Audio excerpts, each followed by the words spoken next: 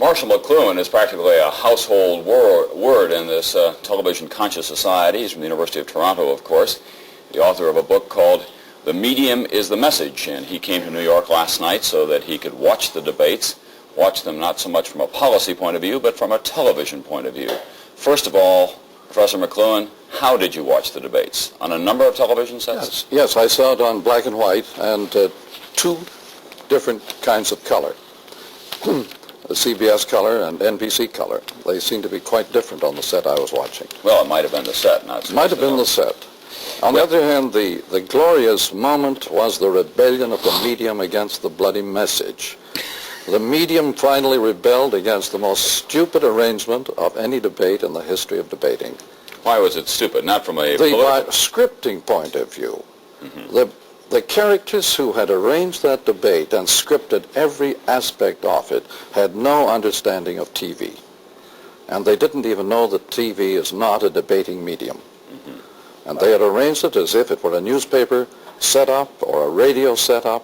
They had no awareness of TV. With the breakdown in the technology, the audience finally got into the act. Well, if this debate had been arranged by people who, in your view, knew and understood television, how would it have been done? Well, now, this would take quite a while to explain, but it would be much closer to what we're doing right here. Chatting casually, spontaneously, without a script, and paying attention to what is being said. What those men said last night was merely to hold the audience on the image. It didn't matter at all what was said last night. Had either candidate dared to present a policy, it would have destroyed his image. Was one more cool than the other from a purely television point of view? No, they're both in a state of panic cool. They were terrified of making a false step. Shouldn't they have all of these conditions on a television debate when they're running for the highest office and they want to control the environment? With the breakdown in the mechanism, there was the wonderful revelation of all the characters who had scripted the show.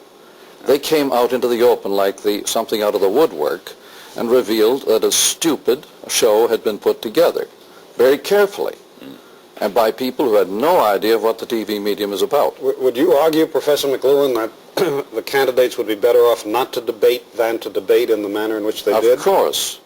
The candidates... They were standing in press-the-pants barrels looking absolutely like some straight-jacketed characters. Absolutely the hottest type of medium you could imagine. Everything that the scripters and arrangers had done was hot stuff. They had no idea of what the TV medium is made of. Well, perhaps they preferred it that way because there was less risk, however, from a political point of view. It's not the candidates who had anything to do with this, obviously. This was the experts. Well, but the candidates did have a great deal to do with it because all of the arrangements were made after having been cleared and proposed by their experts. By the candidates themselves as well. They were in on it too. I think they couldn't have known that little about what they were doing. But I never saw a more atrocious misuse of the TV medium. When it broke down, it was the thing rebelling against misuse. You mean you preferred the interviews in the lobby with Rosalind Carter? The interval was and audience participation and was real television. But what went on in the debates was not television at all. Now, last night, after all of this happened, the word amplifier was being passed around. What went wrong? It was an amplifier. What went wrong? Well, I hear it was an amplifier. Now, are you suggesting that the amplifier took on certain human qualities and rebelled? The vibrations got through to the amplifier and said, this must not continue. An abominable show arranged by a lot of hot experts who have... The abominable showman. Yeah, the abominable showman took over and blew the amplifier. The vibes really did get through. The medium was the message. The experts are doing the bidding of their employers. And their employers are President Ford and Governor Carter. You might as well tell me that was true of Nixon, who had lots of experts working on his image, and they didn't know what they were doing. But they were less conscious of television then than they are now, what it can do to you. I wonder. They hadn't a clue as to what the medium was made of. Well, would it be possible that what is going on here is essentially a defensive operation by both men? As Tom was saying, both of them intent on not making any mistakes and being plunged into this debate because they can't avoid it. They do everything they can to minimize any risk. They do everything they can to hold the position. When I was listening to those statistics, I was thinking of the drunk who clung to the lamppost, more for support than for illumination. There was no illumination coming out of those statistics, but there was a lot of drunken clutching at lampposts. This was an incredible show of incompetence and misuse of that medium. I was struck by the pinning down by Elizabeth Drew of the New Yorker of the two candidates on their plans for tax reform, balanced budgets, and for social programs. Why did Miss Drew and Gannon and Reynolds look so much more impressive than the candidates? This is another medium trick. All those three sounded most authoritative and emphatic, and they knew what they were talking about. The candidates... Because it's always easier to ask a question than it is to answer No, one. but the way they delivered themselves was authoritative, emphatic, like a good advertisement.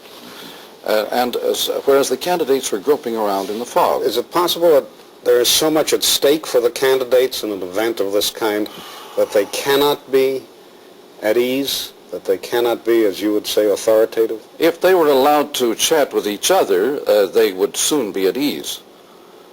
But to stand up in press-the-pants barrels and with all sorts of equipment around them and pretend they're having a debate or a dialogue is nonsense. Why, you're opposed to the 90-minute format as well, that you think that's too short a time. Well, no television audience can keep its attention more than 4 or 5 minutes.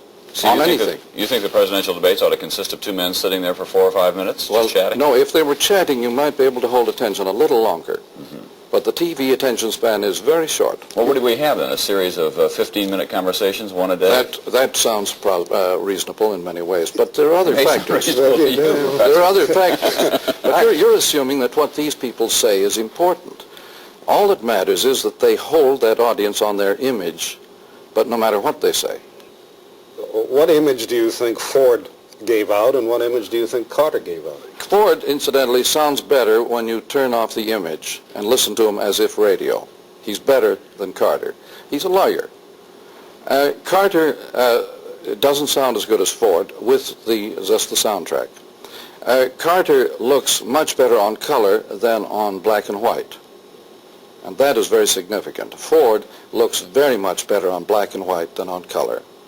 And this has a lot to do with the constitution structure of those images. Carter is, after all, a corporate man. He comes from a corporate culture. Ford comes from an individualist, fragmented culture, a northern culture.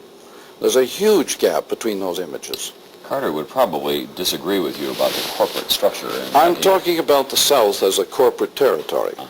As his accent is corporate, not private. What about the impact of his accent on a country as diverse as this one is, with its many regionalisms? Well, obviously, it would appeal enormously more to the young generation than to the older one, because jazz and rock come up out of that country, the South. When you speak of a corporate area, you're talking of an area that has a degree of cohesion that the other area and shares does a not. common accent, a socially shared accent, or speech rhythm, which is very potent and very, very cohesive and corporate. It's not a private voice. Ford uses a private voice. As you analyze these two candidates, Professor McLuhan, do you think that, given what you've been talking about, one of them has an advantage? Carter has a huge TV advantage if he can keep his foot out of his mouth. But just as an image, he has a huge TV advantage. No comparison. But it depends on his keeping out of the press. He'd do very well to hide for the next 6 months, sort of thing. Professor McLuhan, you think that this medium is the future, that this is how society will be shaping its opinions and so on? Is the present. Is the present and the future. Which is also the future. But why do you continue to print books and write books? This is an outlet, and you might as well ask, why does somebody continue to make chewing gum? And it's an outlet for various activities. But I've never been against the book, for heaven's sake. I'm a professor of literature. I teach books from morning till night. Professor McLuhan, the University of Toronto, the author of a book called The Medium is the Message, and proponent of a number of theories about television and its impact, discussing the debate last night from that point of view. Thank you very much for being here. Thank you. Time now for this message.